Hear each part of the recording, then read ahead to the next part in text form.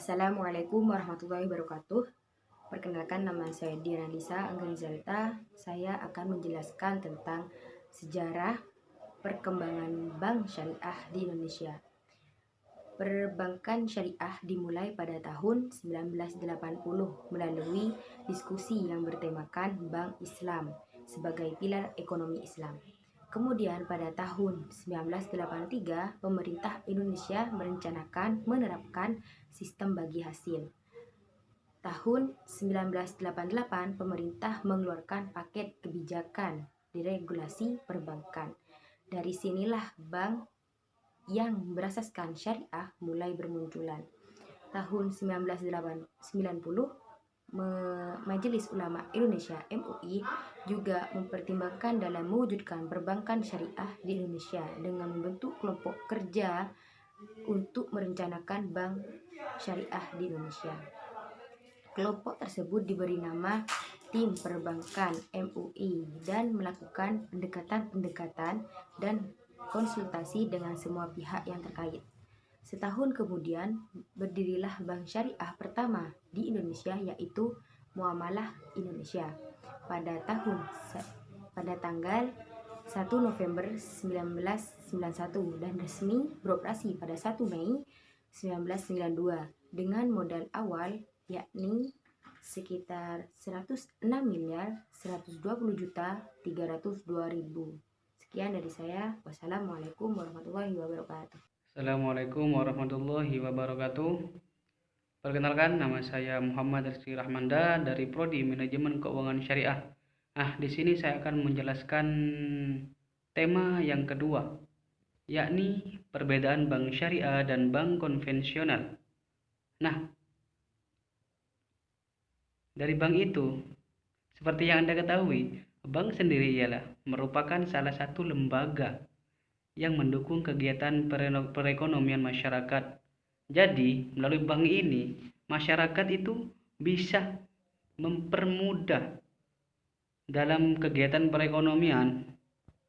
Langsung saja saya akan menjelaskan perbedaan bank syariah dan bank konvensional.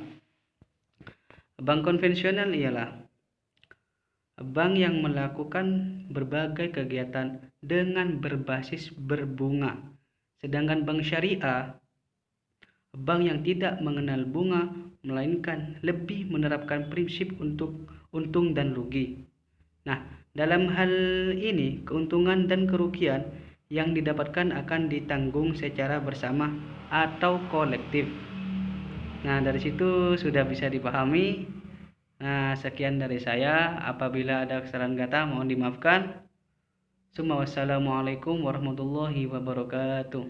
Assalamualaikum warahmatullahi wabarakatuh. Saya Rohma Indrawati dari kelompok 1 akan menjelaskan tentang perbedaan sistem bunga dan sistem bagi hasil. 1. Penentu besaran. Bunga ditentukan menggunakan bentuk persentase besaran kredit hutang, sedangkan bagi hasil menggunakan rasio atau perbandingan terhadap keuntungan usaha yang dibiayai dari kredit tersebut. 2. Acuan pembagian. Acuan besarnya bunga dipengaruhi oleh seberapa besar pokok hutang atau kredit yang dikeluarkan, sedangkan acuan bagi hasil menggunakan rasio seberapa besar keuntungan yang dibiayai oleh kredit tersebut. 3. Besarnya pendapatan dan jumlah pembayaran. Pada sistem bunga, pendapatan diperoleh bersifat statis, yang dimana meskipun perusahaan merugi, hutang tetap memiliki bunga yang tetap, serta jumlah pembayaran periode yang tetap. Sedangkan bagi hasil, pendapatan yang diperoleh akan bersifat dinamis, yang dimana menyesuaikan keadaan usaha. 4. Eksistensi. Penerapan bagi keuntungan dalam sistem menggunakan bunga sangat diragukan oleh banyak kalangan karena dirasa mengaplikasikan sistem riba. Sedangkan sistem bagi hasil tidak ada yang meragukan keabsahannya. Sekian presentasi dari saya. Jika ada salah kata, mohon dimaafkan. Wassalamualaikum warahmatullahi wabarakatuh.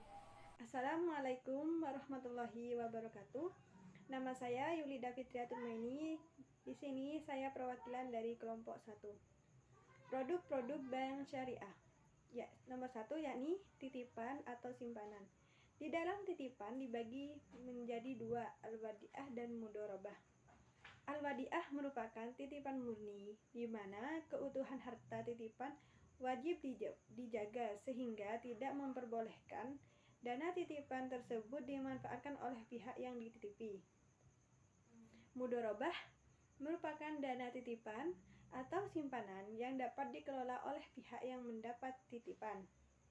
Yang kedua, bagi hasil. Di dalam bagi hasil itu dibagi menjadi 4. Al-mudharabah, al-musyarakah, al-muzara'ah, dan al-musaqah. Al-mudharabah selain dipakai sebagai prinsip dalam titipan atau simpanan dana, mudharabah juga dipakai dalam perjanjian antara pemilik dana dan pelaksana usaha dengan bank sebagai perantaranya. Al-musyarakah merupakan produk syariah yang memfasilitasi kerjasama dua orang atau lebih yang bertujuan untuk meningkatkan aset bersama dengan mengembangkan berbagai aset bersama yang telah dimiliki, baik dalam bentuk dana, kemampuan, dan sebagainya. Al-muzara'ah merupakan alternatif pinjaman modal untuk keperluan peningkatan produksi kepada petani. Al-musyaqah merupakan perjanjian yang lebih mengikat antara pemilik modal dan pemberi modal. Yang ketiga, yakni jual beli. Di dalam jual beli dibagi menjadi 3. Yang pertama, bai' al-murabahah, merupakan sebuah produk pengkreditan berbasis syariah. Yang kedua, yakni bai' as-salam. Bai' as-salam ialah memberi sejumlah uang untuk membeli suatu produk, misalnya hasil pertanian, yang dimaksudkan untuk membantu petani dalam penjualan produk sehingga petani segera mendapatkan modal untuk melanjutkan usahanya. Yang ketiga, bai' al-istisna, ialah membuat perjanjian secara terpisah antara penjual dan pembeli. Yang keempat, yakni jasa. Di dalam jasa dibagi menjadi 5. Yang pertama, al-wakalah, merupakan perwakilan kegiatan pengelolaan keuangan seperti pembukuan, transfer, pembelian, dan sebagainya yang diberikan pemilik untuk kepada uang kepada bank. Yang kedua, al-kafalah. Al-kafalah merupakan penjaminan pemenuhan tanggung jawab oleh pihak bank yang menjadi perantara antara dua orang yang berkewajiban dan yang berhak menerima tanggung jawab tersebut. Yang ketiga, al-hawalah. Al-hawalah memiliki kesamaan dengan penjualan surat hutang. Dan yang keempat, ar-rahan, merupakan produk gadai dengan prinsip-prinsip syariah. Untuk yang terakhir, al-qard, merupakan jasa perbankan syariah yang berupa pinjaman uang ataupun barang. Assalamualaikum warahmatullahi wabarakatuh. Saya perwakilan dari kelompok 1 akan menjelaskan tentang penilaian kesehatan bank syariah. Jadi penilaian kesehatan bank syariah dilakukan berdasarkan Peraturan Bank Indonesia atau yang disingkat dengan PBI nomor 9/1/BPI/2007 tentang sistem penilaian kesehatan bank berdasarkan prinsip syariah yang berlaku mulai dari tanggal 24 Januari 2007. Jadi, Bank Umum Syariah wajib melakukan penilaian tingkat kesehatan bank secara triwulanan yang meliputi faktor-faktor antara lain yang pertama itu ialah permodalan, yang kedua kualitas aset, yang ketiga rentabilitas, yang keempat likuiditas, yang kelima sensitivitas terhadap risiko pasar, dan yang terakhir manajemen. Jadi penilaian peringkat komponen atau rasio keuangan pembentuk faktor finansial dihitung secara kuantitas dan kualitatif dengan mempertimbangkan unsur judgement. Berdasarkan prinsip syariah mengatur penilaian kesehatan atau BPRS mencakup penilaian antara lain. Yang pertama, faktor permodalan, yang kedua faktor kualitas, yang ketiga faktor rentabilitas, yang keempat faktor likuiditas atau faktor keuangan, dilakukan secara kuantitatif dan kualitatif, dan yang kelima penilaian atas komponen dari faktor manajemen. Jadi rincian penilaian tingkat kesehatan bank Kreditan rakyat atau disingkat dengan BPR berdasarkan prinsip syariah adalah sebagai berikut. Yang pertama, penilaian secara kualitatif dilakukan dengan mempertimbangkan indikator pendukung atau pembanding yang relevan. Yang kedua itu ialah peringkat setiap komponen pembentuk faktor keuangan terdiri dari peringkat 1, 2, 3, 4, dan 5. Yang ketiga, peringkat setiap komponen pembentuk faktor manajemen terdiri dari peringkat A, B, C, D, dan E.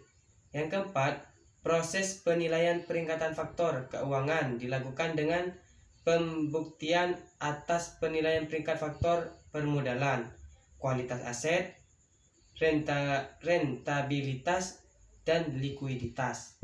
Dan yang kelima, berdasarkan hasil penilaian peringkat faktor keuangan dan penilaian peringkat faktor manajemen. Dan yang terakhir, proses penilaian peringkat komposit dilaksanakan melalui penggabungan atas perangkat.